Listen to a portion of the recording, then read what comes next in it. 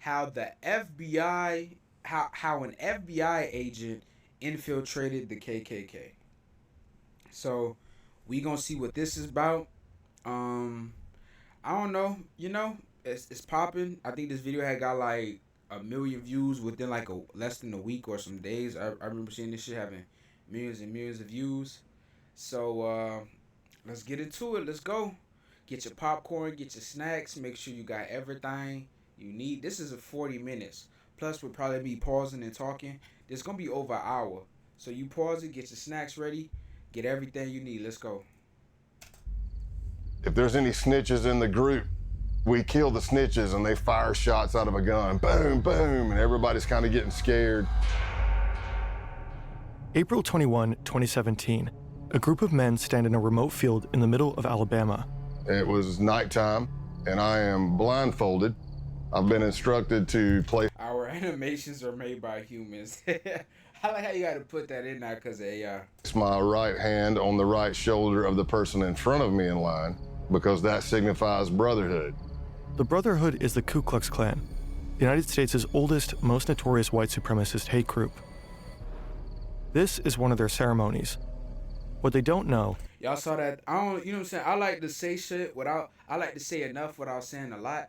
But y'all see that new thing where it say in certain places, nooses and another type of symbol is no longer a symbol. You know what I'm saying?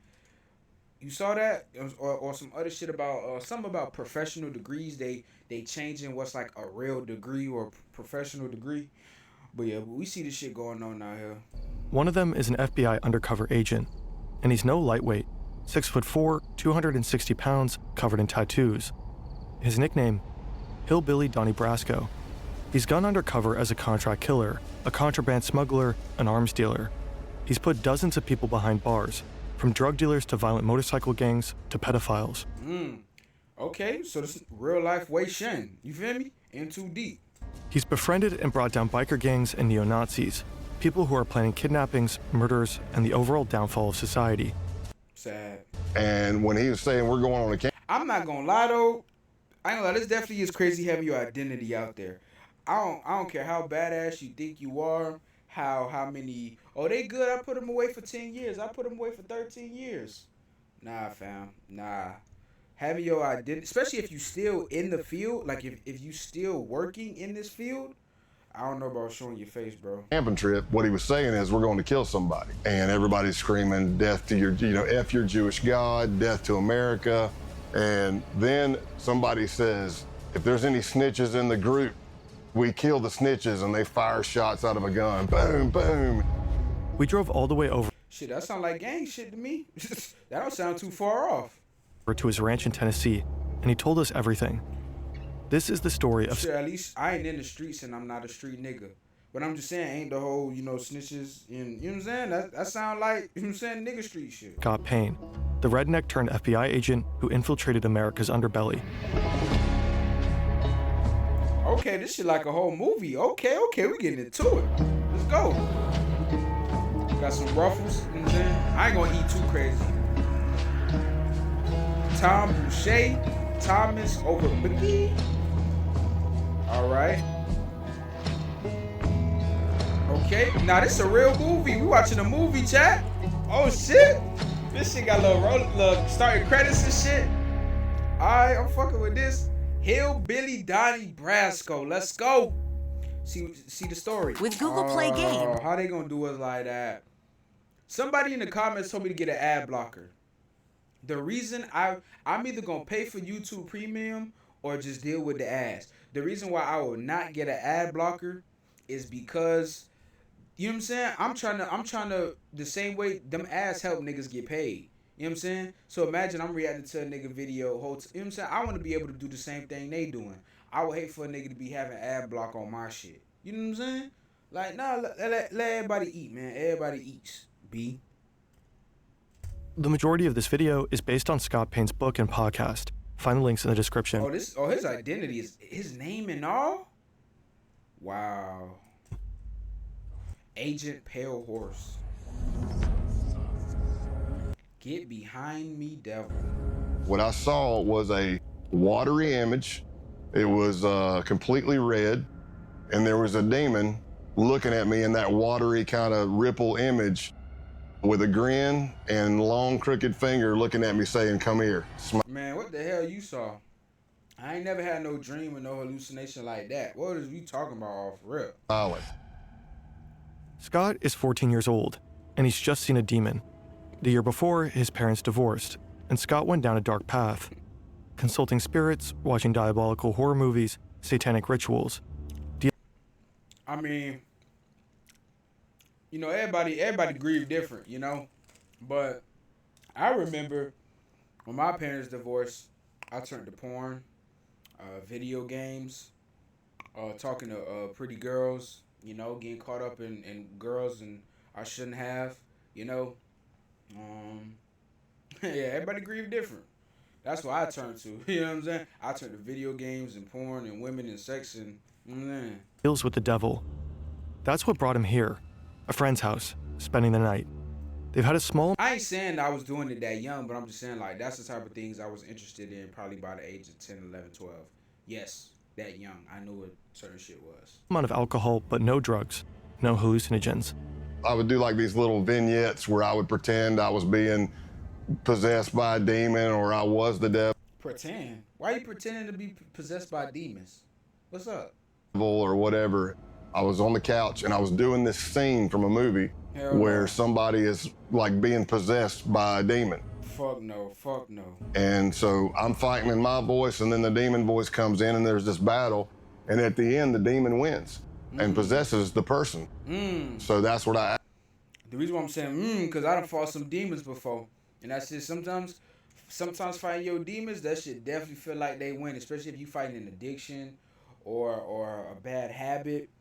It definitely do feel like them demons be winning sometimes, bro. For real, for real. Keep fighting, stay strong, keep your head up, no matter what. For real, for real. Like happened, and I'm laughing like the demon, and I rolled over. Man, I rebuked this video, cross my heart. I'm saying, I ain't even on that, but I'm just saying, like, what? I rebuked this video. It all started as a mock demonic possession, but then he actually saw a demonic figure, and this was his breaking point. So let's just say, after the demon scare, I got Jesus scared back into me, and that was it. Not that the devil was done with me, but I was done with him. Okay. So at the age of 14, he had a third eye awakening, an epiphany? Halloween night 2019. This is Scott on his final major undercover mission. Final. Okay, so he's out the business now. I still wouldn't want my identity out there. And this is a Bro, you finna be more known after getting... Imagine the biggest you'll ever be or like the most fame and buzz you have is after you retire. Like, I don't know, bro. You retired. I don't know if you want more buzz. It was stolen and is now at the center of a pagan ritual. It's been nearly 35 years since Scott's first encounter with the devil, but on this night, the devil is all around him, and he's definitely not done with Scott. Now, we're all in a circle around the goat. Somehow I ended up at the back of it. I don't know how. It's bad luck on my part, I guess, but I'm holding the legs of the goat. He's got this blade, and he's bringing it up and bringing it down in a practice swing, practice swing, practice swing, and finally somebody says, just do it. Eisen comes down with every bit of force he's got and hits the back strap of the goat, and I don't even know if it broke a hair. I don't know if it's because the back strap's too thick, the blade was too dull, but he hit it, and all you heard the goat was just go, bah, and I'm like, oh man, this is gonna get bloody and bad real fast. Yep, they gotta... Swings again, nothing. Finally, the blade is replaced with a gun. I said, whoa, whoa, whoa. And he's like, what? I'm like, man, look at what you're shooting at. We're all in a circle around this thing. And then he looks, puts a round right in the head of the goat, and it hits the ground. For what? No, I mean, I don't know. I'm a little, you know what I'm saying? I ain't in the right state of mind right now. I'm a little, you know, off something. But, bro, what the hell is y'all going around killing goats for? Maybe I'm too high, I'm too smoked out, whatever. But what killing goats? What was the point? Do we get stronger? Is the brotherhood more tighter? Pause. Like, what is we killing goats for? Like, like I just don't get certain shit, or like, at least, or like how they say, like, if you could put this energy towards a job, or if you could put this energy towards something else, you know You know how much better the world would be? So you think you're done? No, you're not done. Now they slice the throat of the goat and they So after you shoot it in the head, close range, you slit the throat? fill up a cup full of blood. One of the Ain't no way that if any nigga that drunk, see, this is why I be like, I'm a different nigga. That's if y'all, any of y'all niggas drunk that blood, hell no. them pulls out a sheet of LSD. He approaches each man one by one. This the shit y'all do for acceptance? This the shit y'all do to these members out here, to people who whatever fraternities, cults, clubs, whatever the fuck. There's no way y'all really willing to do some wild. It's this one Netflix movie. I think it's called Burning Sands.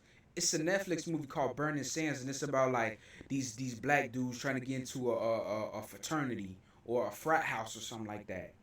These niggas had to strip in their underwear, get on their knees, and eat dog food. There's no way there's some people out there really willing to do that just for the sake of brotherhood or friendship or acceptance. That's crazy. Bro, it ain't that serious, bro. Basically, they would take the hit of acid under their tongue, chase it with the blood of the goat. All them niggas is suckers and nasty. To signify the sacrifice. Or a nigga make you drink blood just to get in the group. A nigga can make you drink blood just to get in the club. Fuck no. Or solidify the sacrifice. Scott is one of the few who decline. So when it gets around to me at the end, I'm looking at the blood and it's already coagulated. It's all chunky and clotty, and I'm looking at it going, man, I really don't want to turn this up and drink it. I mean, this is disgusting. Literally. A nigga gave, and they say y'all on your paws. They say y'all on your knees. Y'all on your knees taking LSD, drinking blood? And I thought watching porn and playing video games was the worst habits in the world. So I dipped my fingers deep into the blood, pulled them out, and then sucked all the blood off my fingers. This is not the Ku Klux Klan. This group is younger, better equipped, and preparing for a bloodbath. And not only animal blood, but the blood of any human who isn't one of them. For what? For what? Jewish and Black Americans, and anyone they consider traitors to the white race. They're by far the most dangerous group Scott will ever infiltrate. Unfortunately for these tripping blood-drinking white supremacists, I don't want to say too much here because, you know what I'm saying, I feel like, you know what I'm saying, people be watching, you know what I'm saying? Big brother always watching. But bro, I'm telling you, the battle ain't about black versus white, immigrant versus American. It ain't about none of that, bro. It's about rich versus poor. It's about capitalism. Trust me, once people realize that's the fight, that's the thing we should be looking at. Scott Payne has other plans. It's exactly the kind of thing he spent the last 17 years working to prevent.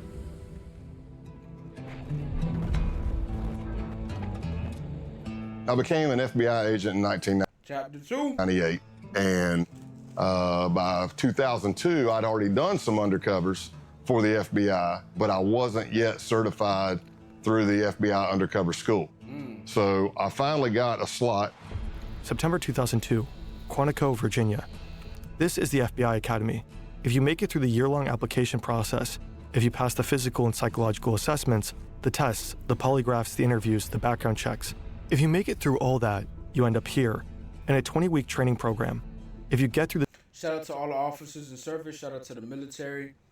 I could, go off of it's a system and blah, blah, blah.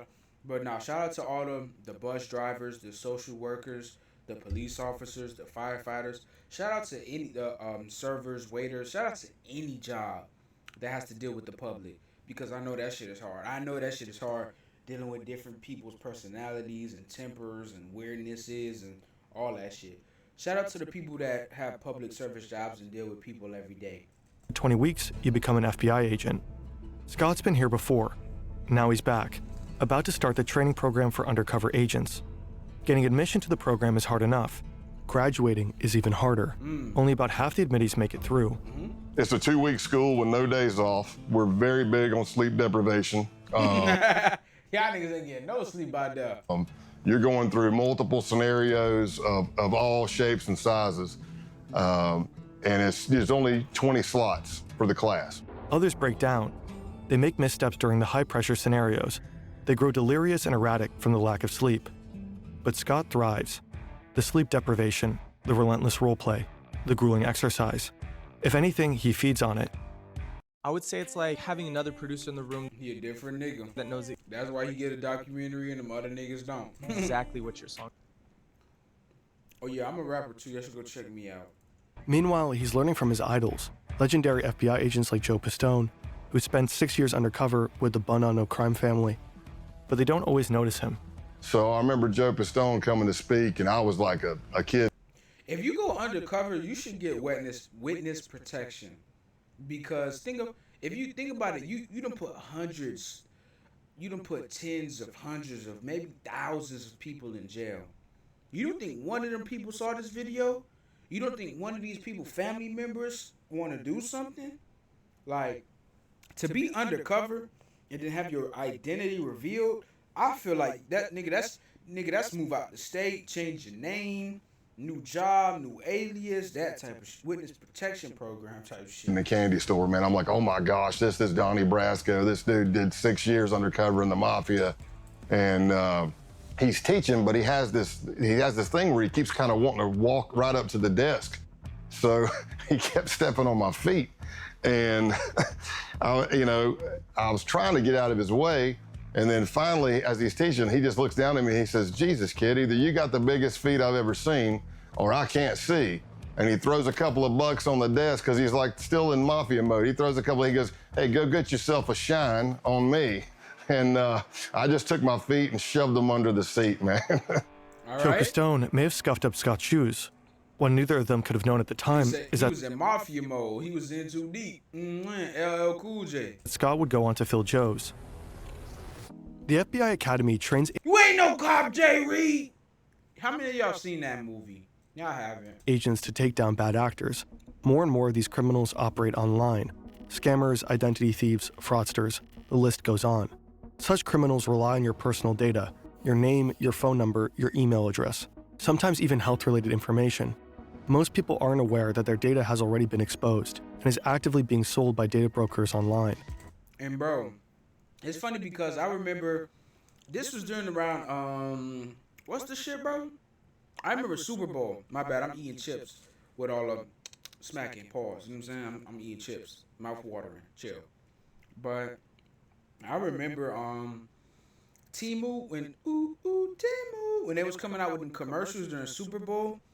I remember seeing a bunch of shit like, oh, Timu stealing your information and Timu doing this, Timu doing that.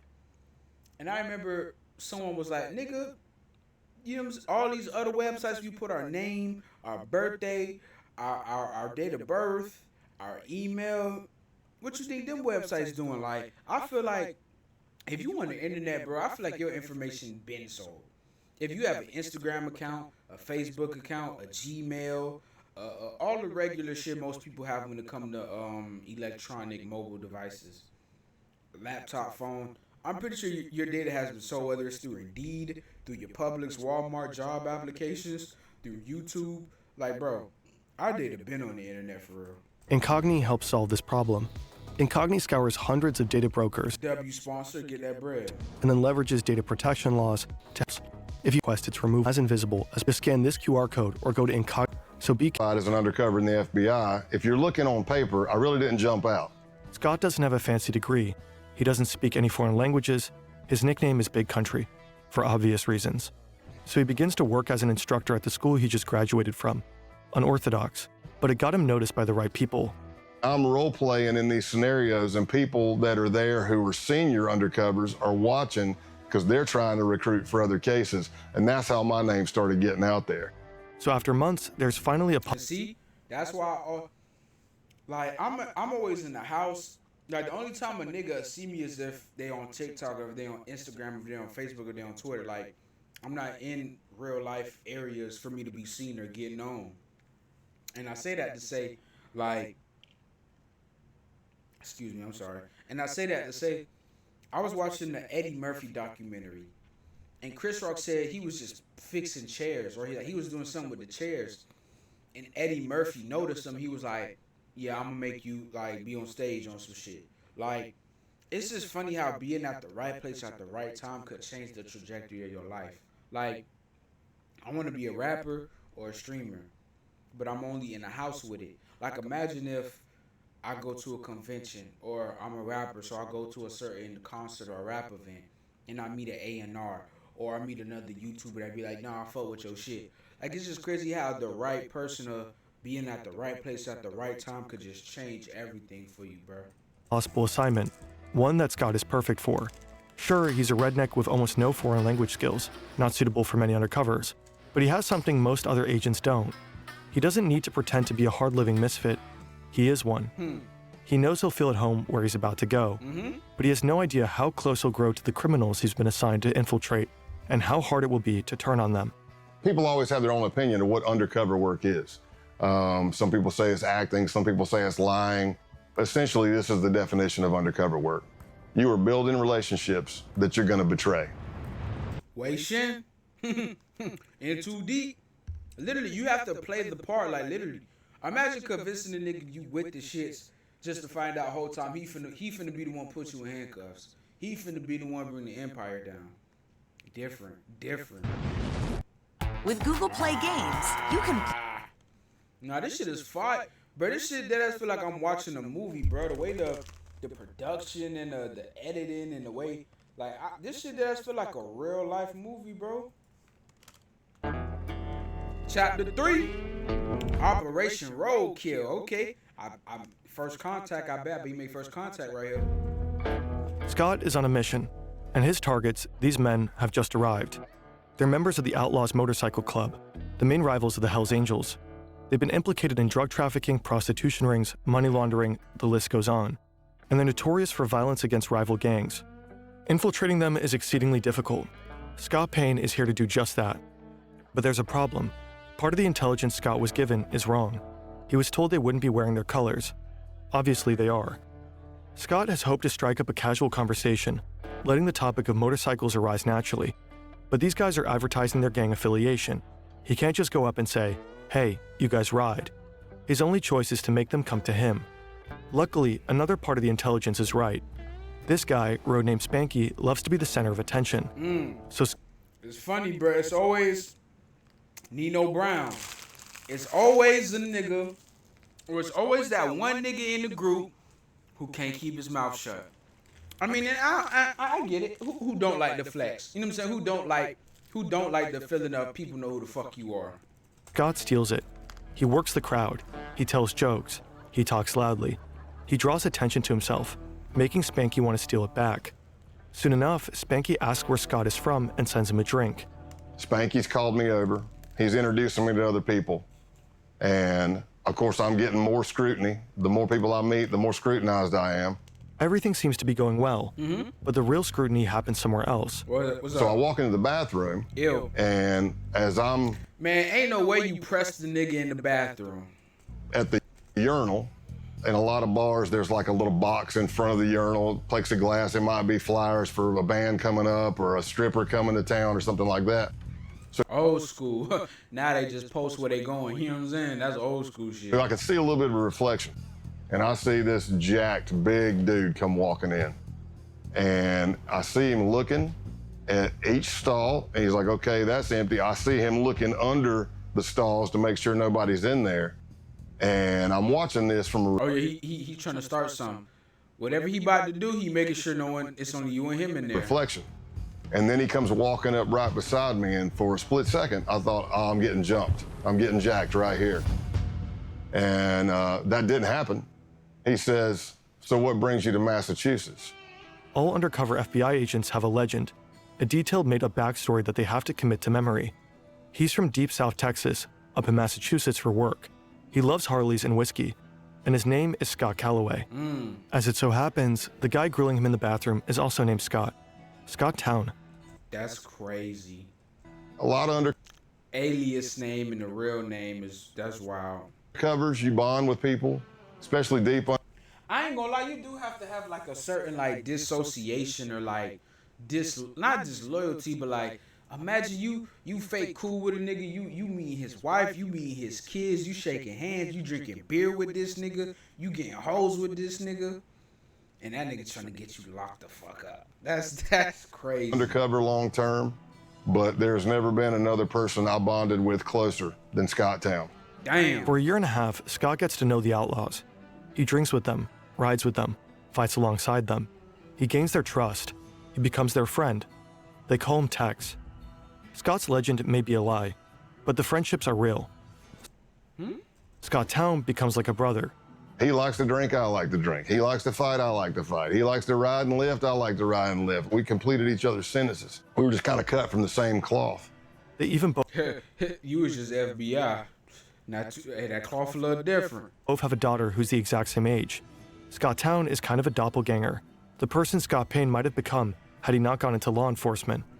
Another gang member, Brian De La Vaga, aka Clothesline, also becomes a close friend of How he get that nickname? I think I know why. Scott's. He said, and these guys are my brothers, and I grew up around them. He said, but I really don't have that many friends. Somebody that I know would take a bullet for me, and that I would... Shit, I don't think it's too many. How many on? Raise your hand, leave a comment. Are you willing to take a bullet for your brother? Not your blood brother, a nigga who you just been cool with for 10 years. You know what I'm saying? Are you willing to take a bullet for them? take a bullet for. And in my mind, I'm looking at his face and I'm going, oh, no, man, don't say it. And he looks at me and says, you're one of those guys. Damn. He tried to get your ass locked up.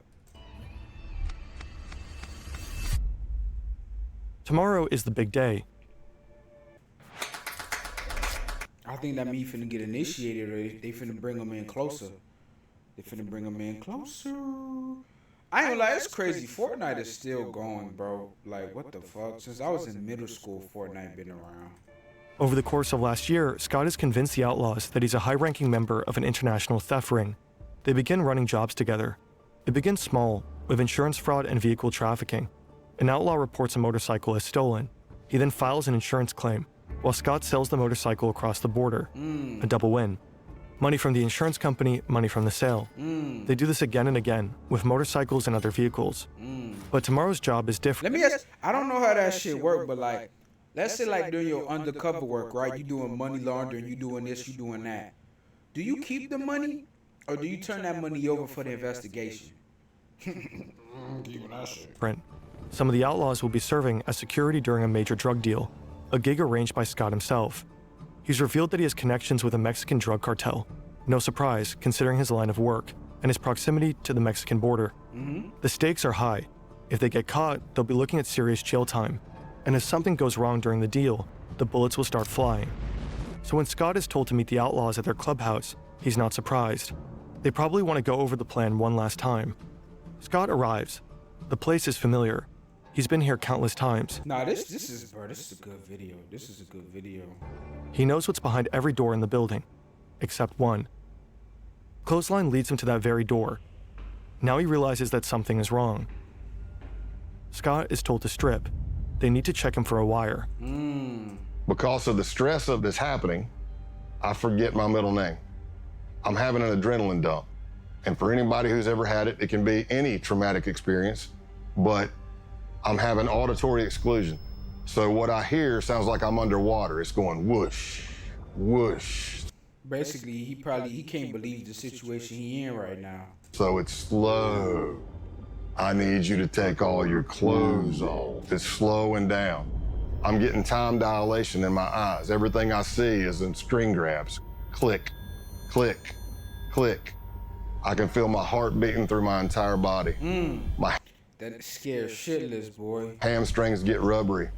You gotta make a joke. I mean, I ain't never been in too deep like that. But you gotta make a joke. I would say you gotta make a joke. You gotta, I don't know, throw them off. Do something to take away this, make a joke.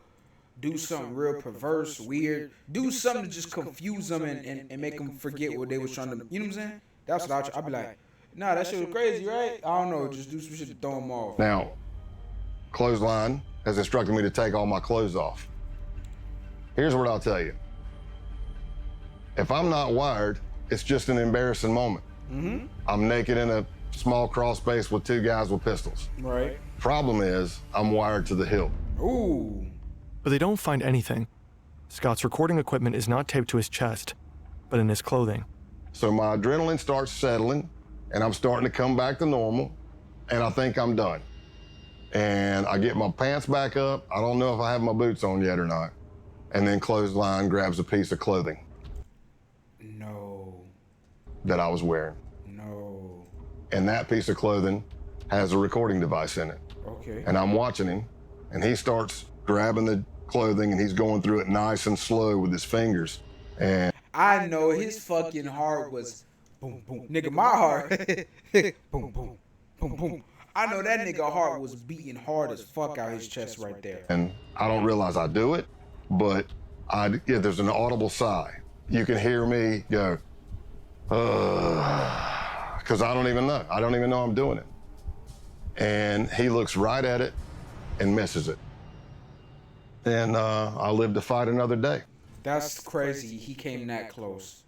Came that fucking close to being sniffed out. I live to fight another day.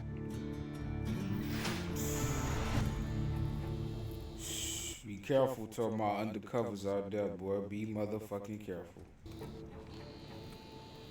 Two moving trucks enter the parking lot of the Brockton Holiday Inn. One is filled with drugs. The other is filled with money. A Mexican drug cartel is selling 40 kilograms of cocaine and 1,000 pounds of marijuana to Canadian buyers. The Mexicans aren't taking any risks. They've arranged an American security detail, the Outlaws. Surveillance at every entrance. 4 men in the parking lot there to provide protection, unload the drugs, and count the money. Everyone is armed and antsy. One false move and all hell could break loose. The deal is wrapped up quickly. The transfer is complete. All the money's there. The Outlaws are particularly relieved. They may be tough, but this is their first time working with a cartel. Now they'll get paid $15,000 for their services. Damn. I mean, I would never. I'm a square nigga. You know, I was raised by both parents. I like video games. I like AC. You know what I'm saying? You can't get them things in prison. You know what I'm saying? So I'm scared straight. You know what I'm saying? Like I would never jump in that life. But bro, now when I hear some of the how much money, I remember watching like a video about like some drug on some big meats type shit. Like, it wasn't big meats, but like one of them, you know, black hood drug dealer stories type shit. And it was saying like, it was at one point where they said they was on a block and they said they was making up to like $200,000 a day, $100,000 a day. Like when I hear that shit, I be like, bro, like it's, you know, you gotta look over your shoulder and live illegal and you can't blah blah blah. But bro, that money is that money, boy. Money make the world go round, boy. Scott counts out the cash. He did it. He successfully tricked them. The cartel? FBI agents. The Canadians? Also FBI agents. 8 months later, a hotel in Nevada. Scott's been laying low, coordinating his undercovers from afar. His outlaw friends think he's going through a divorce. In reality, he's been diagnosed as overassigned after experiencing a severe stress-related panic attack. In too deep. He's been ordered to take a 6-month timeout. He's been teaching during this time. His current class, ironically enough, is called Undercover Stressors. All the students have gone to bed, but Scott's only just returned to his hotel room. It's early 4 or 5 a.m. The drug deal back in November gave the FBI all the evidence necessary to arrest and imprison multiple outlaw members, but the operation has continued. Until today. I wonder if anybody, like, think about that though, like, so you'd be like, damn, Scott been, you know what I'm saying? Scott, you know what I'm saying? We've been pissed, but Scott disappeared.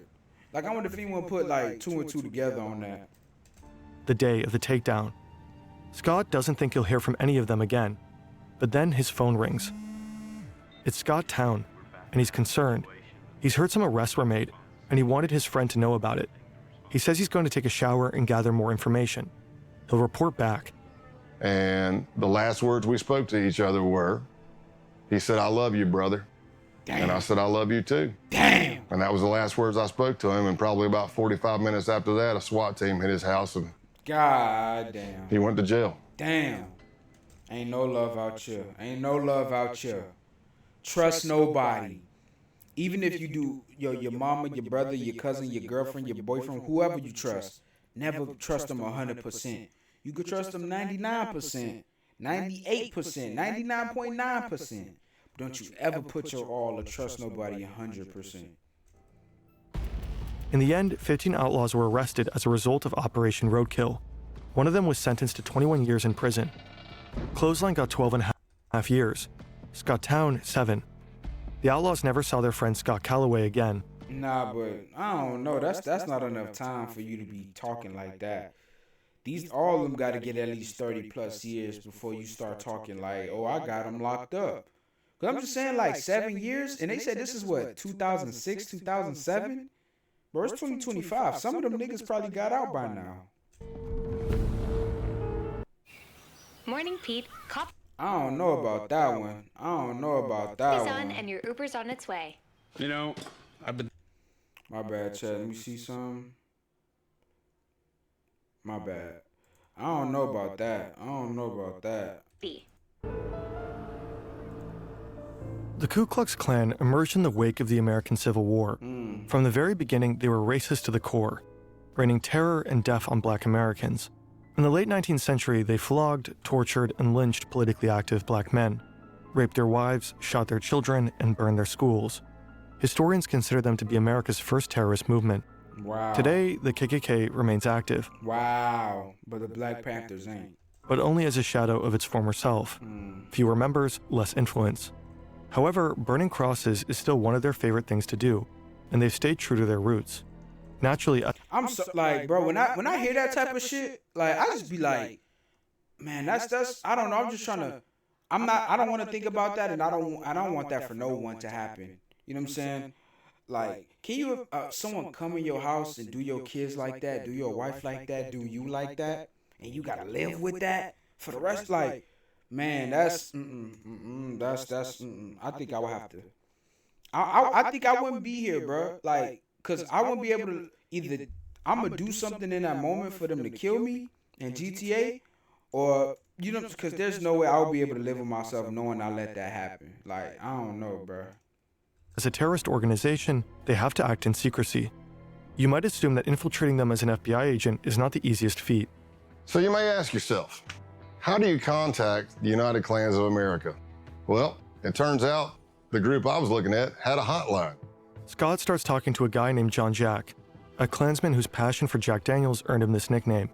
Scott tells him he's got the number from a group of bikers he met at a gas station. It's a plausible story. Scott looks the part, and his time with the outlaws taught him how to play it. Biker gangs and white supremacists often run in the same circles. Jack starts talking about this rally that's coming up. Vendors, burning crosses, country music, the usual. But there's a problem. He said, I'm not gonna lie to you, Scott. I had a band lined up, but the singer just got locked up, and I really don't know what the hell I'm gonna do about music. And I thought, this could be my end. And I said, did I happen to mention that I'm a musician and a singer? I said, well, I'll tell you what I'll do. I'll bring my acoustic and my PA system. When I get there, you can come meet me by the car. I'll strum a couple of tunes for you if you think I suck. And he's like, oh, hell, this is gonna be great. It's gonna be great. Gain that trust, get him in close, get that guard down. Scott doesn't know that he just signed up for something far more sinister. April 21st, 2017. Nah, this is too recent, bro. Your face should not be out there. It's the day of the Ku Klux Klan rally. I got lost multiple times until I finally drove up on this empty, I don't know, lot fenced in the middle of nowhere, but it wasn't hard to spot because the Nighthawks, which would be the Klan members in all black, who were the security force, are all standing at the gate with guns. And a lot of these people... Man, that's crazy, bro. I swear, bro, I feel like we live in two different worlds, bro. were felons. Scott's ready for an interesting time. He's been to plenty of biker gatherings, and perhaps this will be similar. During his mission, Scott will be taught the KKK's constitution and bylaws, studying the They have their own constitution? Black Klansman Handbook, which he'll learn to refer to as the Kloran. He'll become familiar with the original mystic insignia of the Klansmen. This shit got history behind it? He'll learn this all in class with a K, so that he can pass the K-Uno test, a prerequisite to getting fitted for a robe. K-Uno stands for character, honor, duty. It's getting dark, and he's been invited to participate in a naturalization ceremony. He has no idea what this means, but all the newbies are doing it. He'd stick out if he didn't. And that's how he finds himself in the middle of a field, blindfolded, holding the shoulder of the man in front of him. Ain't enough money in the world, boy. Ain't enough motherfucking money in the world to get me to do that shit. a gesture meant to signify brotherhood. They are My ass. told to raise their right hands and repeat an oath. I do swear from this moment forward And then they tell us to get down on our knees. to fostering the welfare of the white race So I'm on my knees, blindfolded. and further the work of America's greatest movement. They take my blindfold off, and there's a Ku Klux Klan member in a green robe, and he has this sword, and he kind Man, I don't want no threats. I don't want no one doxing me or none of that. But bro, this shit is just a professional, racist, grown-up Dungeons and Dragons, bro. Come on, bro. I'm just saying, niggas got robes over their faces. Niggas got rankings and swords, and bro, this is Dungeons and Dragons with racism. of knights me. The United Knights me. Clans of America. And then we all hug, and there's like a little bit of a celebration, and I'm not sure what happened. And then it hits me as I'm walking to my Just got initiated. truck. I'm like, I think I just joined the damn Klan. Yep, that's what that was. So I got naturalized in the Ku Klux Klan that night. Scott's time at the KKK will end up being relatively short-lived. The case isn't really going anywhere. And there's another group coming into focus, a far more dangerous one. In the FBI, we started encountering more violent type extremism, not the KKK types. We're talking advanced neo-Nazism. And it led me to an accelerationist group called the Base. The base mission will provide to be far more extreme than anything Scott has ever seen. The network of violent white supremacists. An extremist group known as The Base. Violent neo-Nazi terrorists. Paramilitary group called The Base. The Base, Chapter On 5. August 11th, I serve the Base, Calico. What y'all know about battle rap? Loaded Lux, Murder Moot, Hitman Holla. Ill Will. 2017, What y'all know crowds of about that? people marched through the campus of the University of Virginia in Charlottesville, chanting K-Shine, racist and anti-Semitic slogans. Tay-Rock, They were protesting the removal of a statue of Robert E. Lee, Chess. the famous Confederate general. I'm stopping. The next day, they were met by counter-protesters, and things quickly turned violent. Then they turned deadly. A white I remember this shit. I do remember this about Supremacist- a person with a car like hitting a bunch of people. I do remember this. just drove his car into a crowd of counter-protesters, I remember injuring this. 35 people and killing Heather Heyer. For some, the Unite the Right rally was a wake-up call, surprising proof that white supremacy persists in America. To others, it was a grim reminder, and frightening evidence that white supremacists were feeling emboldened enough to come out of the shadows. Shit, they probably feel more emboldened now. Shit. They probably feel even stronger and more powerful and more voiced now. The first accelerationist group emerged in 2015. They called themselves Adam Waffen That's 10 years ago. Division. They'd been inspired by the writings of the neo-Nazi James Mason, whose book Siege had become a sort of Bible for accelerationists. The book denies the Holocaust and attacks homosexuals and Jewish people. And I don't know, and I don't know. I don't know. I would never understand this type of behavior and mindset, bro. I really will not. It also calls for organized violence, specifically for the formation of terror cells prepared to wage war against the system. Initially regarded as fringe or even cringe, accelerationism steadily gained traction. By 2021, roughly 90% of white nationalists. I don't know. Maybe I'm just a nigga in the room in his bedroom, so this is just an opinion, 2 cents. But I just think a lot of these niggas or these whoever the people that join these groups, I think they just don't get no pussy. They probably don't got no real friends, no real woman, no nothing to strive after. And because I'm just like, bro, like, what makes you want to join this or get like this? Like, I don't know. My biggest struggle is, at least when I wake up, the thing that's on my mind is how I'm finna eat. How I'm finna make sure my mama don't gotta work no more. Like, I'm not thinking about another person or another group or people or, you know what I'm saying? Like, how do you, I don't know. I don't know. I just never understand his mindset. Groups identified as accelerationist. That same year, the U.S. Director of National Intelligence identified racially motivated violent extremists as the most lethal domestic terrorism threat. More than other white supremacist ideologies, accelerationism insists on the importance of direct violent action, the kind of action taken by the people they call saints. Like Saint Tarrant, for Brenton Tarrant, the Australian white supremacist who attacked 2 mosques in Christchurch, New Zealand. he killed 51 people, or St. Roof for Dylan Roof, who killed 9 people, all black, during a church service in Charleston, South Carolina. This is the kind of action accelerationists believe in, action that will further destabilize society, that might finally lead to societal chaos. They are explicit about this. Roof, for example, said he'd hoped to ignite a race war. Failing that, though, the purpose is to inspire more violence. Why? Which is exactly what such attacks have done. Why? Scott Payne just signed up on Facebook. He's about to publish another racist post. His goal is to get banned. But nothing happens. A fellow agent points out that he doesn't have any friends. He adds a few people, and that does it. He's promptly kicked off. Okay, well done. Next up is Gab, a social networking site well known for its tolerant stance towards far-right users. What the fuck? He participates in forums with names like Whites Only. This will further elevate his credentials. On July 15th, 2019, he writes an email. I've been seeing your stuff, and I'm definitely interested. They got websites like that? Survival and self-defense. I like How do you even find a website like that? it. The next day, a ping. Thanks for contacting the base. You can learn more about us on our official Gab account at the base. If you're interested in joining, please provide the following info to begin the vetting process. The base is a white supremacist neo-Nazi group. They were just founded 80 followers? year ago, and they are They probably got more followers than that now. accelerationists through and through. Their plan entails assassinations, sabotage, and acts of terrorism. Their targets are black people, Jewish people, and anyone they consider traitors to the white race. They want to do guerrilla warfare tactics, so it's murdering people and disappearing. It's poisoning a water system, taking down a power grid, derailing the train, anything to cause chaos.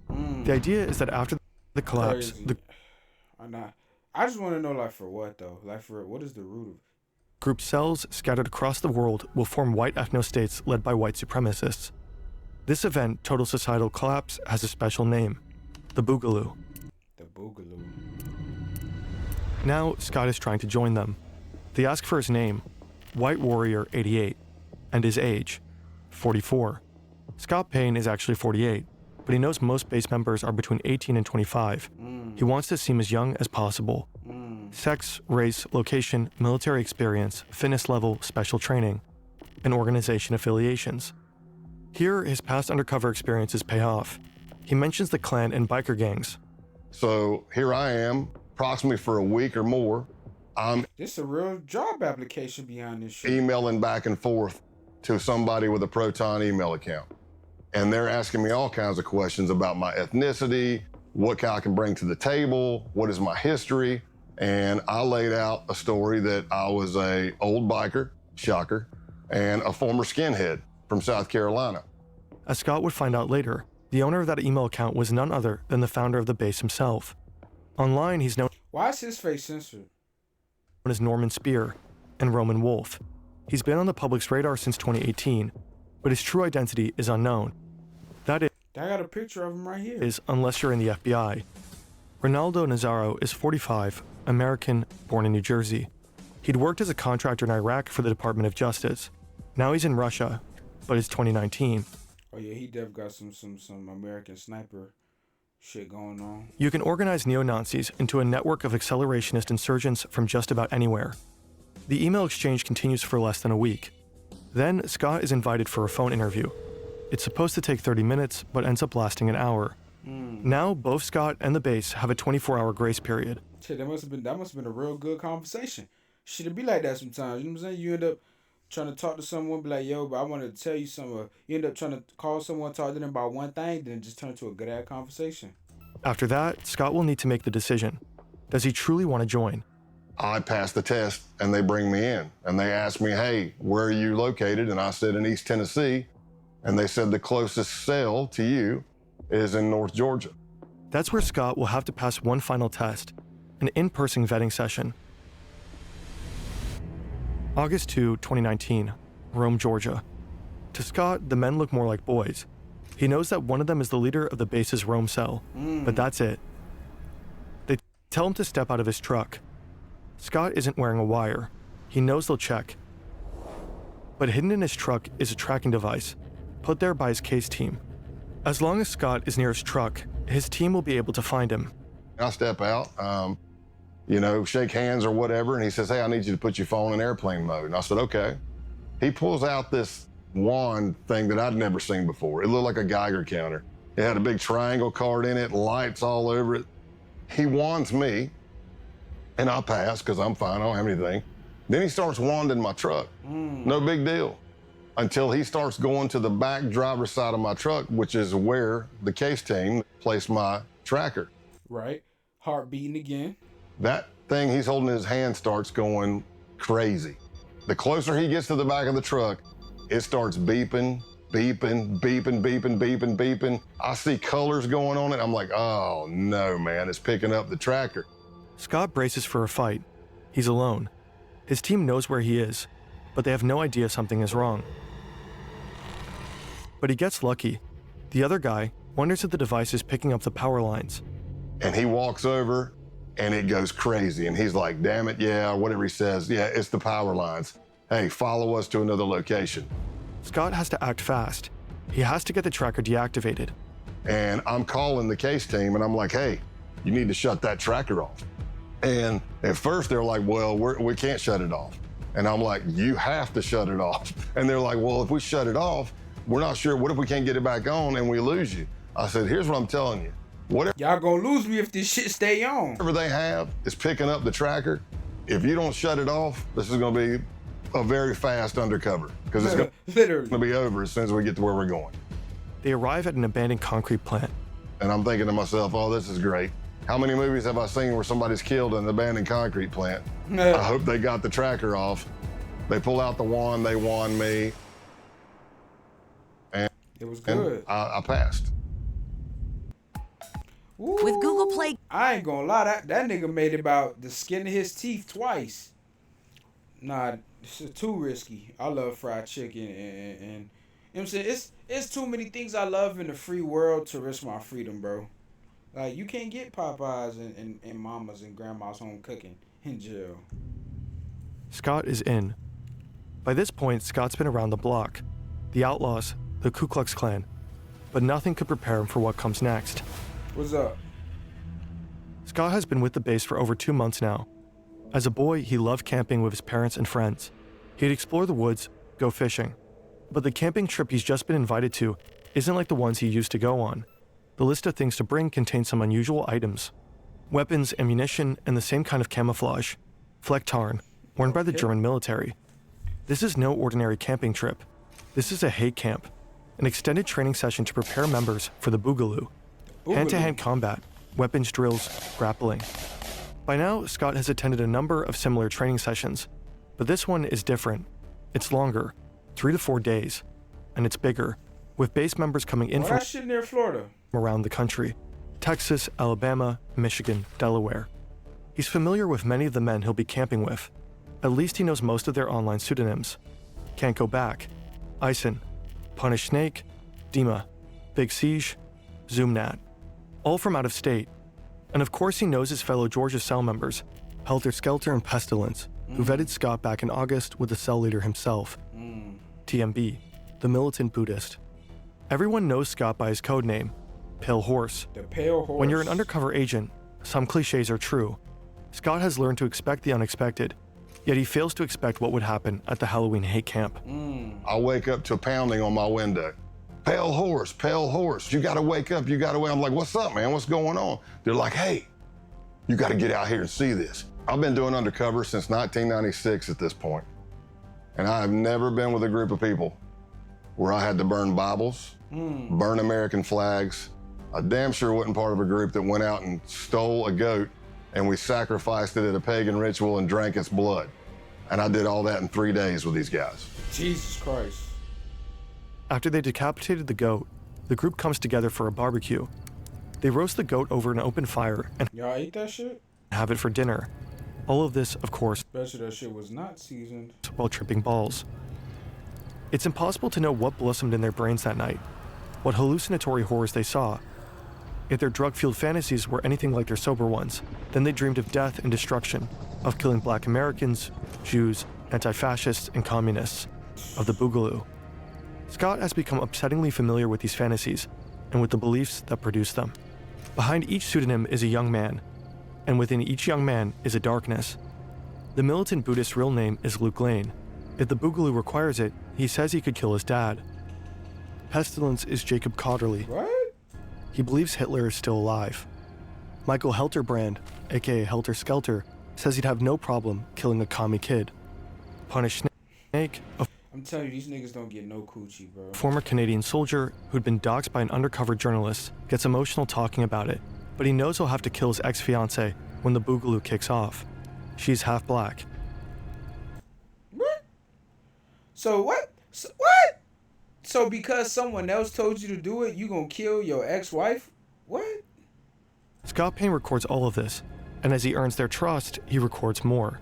And we did more and more trainings through that Saturday, but by that Saturday night, we went back down to the holy site and had a bonfire. And that's where the American flags were burned. That's where holy Bibles were set on fire. And everybody's screaming, death to your, F your Jewish God, death to America. And when that training camp ended, that's when I advanced. Training camp. Nigga, this ain't the preseason. Nigga said training camp like this the football season. Nigga said training camp like this the NBA season. Even more in them trusting me. And that's when TMB and Pestilence started bringing me in on murder plots that they had. It's more than 2 months later, and Scott is back at TMB's farm. The 100-acre... Hey, say what you want about niggas, but a nigga will not go this far. The most a nigga do is like, man, if I see that nigga, I'ma smoke him. Man, if I see that nigga, it's up.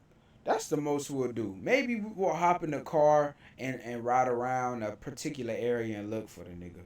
But there's no way we doing all this. We niggas is not doing all this. property where the Halloween hate camp took place. For the last few weeks, TMB has been talking about another camping trip, but he's been cagey. He doesn't want to share information via chat. Scott has convinced him to meet. He wants details. It turns out the camping trip isn't a camping trip. It's a hit job. TMB creates a separate chat room called the camping trip. And when he was saying we're going on a camping trip, what he was saying is we're going to kill somebody. Their target is an active Antifa couple in the Georgia area. It was going to be me, TMB, Pestilence, and Helter Skelter. And we were all going to make entry into the house. And this is what I mean by like, this is why I always be like, man, I don't want no smoke. I don't want this. Like, there's really niggas out there that want to pop you for words through a screen. There's really a nigga out there who probably want me gone off of something I said in a reaction video. Like, bro, this shit is crazy. B wanted me to go with him to kill everybody, while Helter Skelter would be covering out the window to make sure no cops were coming and stuff like that, or help.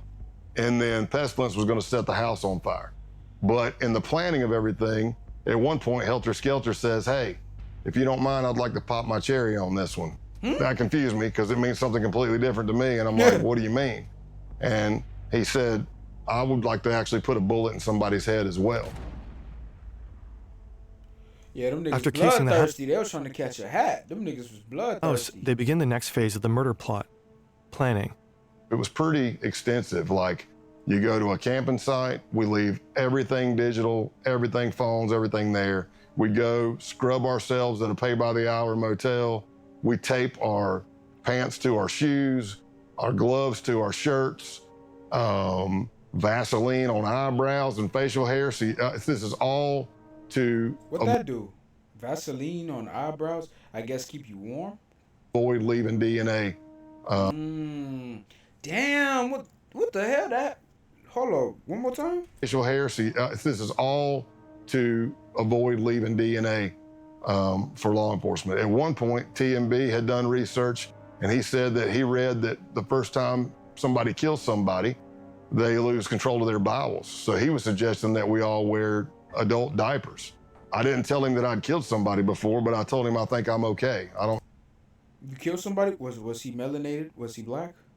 need any diapers. I was He laughing? just as shocked when I got brought in on this murder plot as most people were.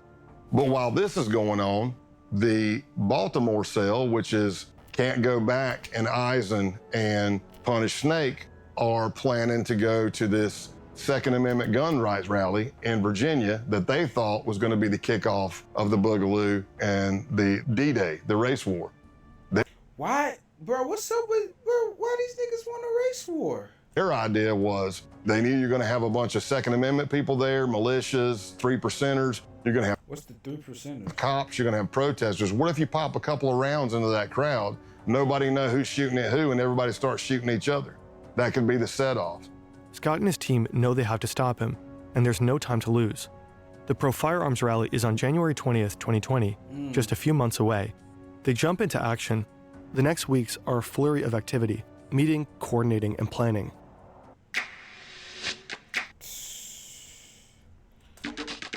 Tell you, boy. I'll be stay at school, stay watching TikTok, stay playing that game, cause boy, it's a lot of shit going on out here that we don't know about. It's a lot of fucked up, a lot of crazy sick shit going on in this world. Just, you know what I'm saying, control what you can control, love the people you can, you know, pay your bills, just do what you can. Cause I feel like the more you educate yourself on certain shit, the more you just become more like shocked and astounded. Like for real. Cause what? I had learned some new shit today, but you know, I'm gonna keep that off. Finally, the day of the bust arrives. It's a Wednesday, and I'm in Rome, Georgia. I pick up Luke, who's TMB, to go to lunch. And we pull out, and as I'm driving down the road, I knew what my ruse was gonna be. I was gonna say something was wrong with the truck, but sure as you know what, the truck made some loud sound I've never heard. I didn't hit anything. Something just went, and I was like, did you hear that? He's like, yeah, and I go, man, if my brake calipers are frozen again, I'm gonna be, because that did happen. So I took a left out of his neighborhood, pre-planned by the SWAT team, and I pull up tight to a fence. And as I go, hey, I'm gonna get out and check the truck. So I'm walking around the back of the truck, another vehicle pulls up. He doesn't know who they are. I know who they are. They're part of the case team. And the guy says, hey man, you need any help with that? And I look up and I'm like, oh my gosh, I can't believe it's you. What are you doing in Rome, Georgia? He goes, what are you doing here? I'm like, man, I haven't seen you. And as I'm doing that, there's the distraction. Here comes a Bearcat with a SWAT team over the hill, barreling down the hill. But Luke's looking at me, not at the car coming. And when that thing's coming, I jump in the back of the agent's truck and I'm like, go, go, go. And you could hear the SWAT team giving commands. And luckily, the arrest went down without an incident. Damn. The next morning, SWAT teams arrested Ison, Can't Go Back, and Punish Snake. And just like that, and that's another thing. You niggas is not beating the feds, bro. If the feds want to come get you, they will come get you. If the FBI, whatever three-letter organization, if they want you gone, they can get you gone. They want you locked up, they gonna get you locked up. Essentially, we kind of tore down the base. Luke Lane, aka TMB, was sentenced to 6 years in prison. That's not enough. Jacob Cotterly, Pestilence, got 13. William Bilbro, Ison, 5. That's definitely not enough. Bro, this was in 2020, January 19th. That nigga is out. That nigga's probably getting out next year or already out. Like, that's not enough. Patrick Matthews, Punish Snake, and Brian Lemley, Can't Go Back, 9 years. According to a recent Guardian article, the base is enjoying a resurgence. Its founder, Ronaldo Nazzaro, continues to live in St. Petersburg. Scott retired in June 2021. At his retirement ceremony, attended by friends, family, colleagues, and top FBI brass, June 30th was named Scott Payne Day. This nigga got a holiday? June 30th, Scott Payne Day? Oh, he put in work. Man, this was a phenomenal video. This was great entertainment. This shit that has felt like a movie, bro. Like, the whole way through entertainment, the production, this whole video, this shit that has felt like some shit that belonged on Netflix or Hulu. Like, this shit was definitely entertaining. This shit was giving me documentary vibes. I ain't gonna lie, I'm gonna have to check out some more videos from this page. That shit was fire. I'm definitely fucking with this. That shit was fire. Wow. That's and you know what's crazy? I bet you both of them organizations still up and running. I'm just saying. I bet you both of them organizations still up and running. But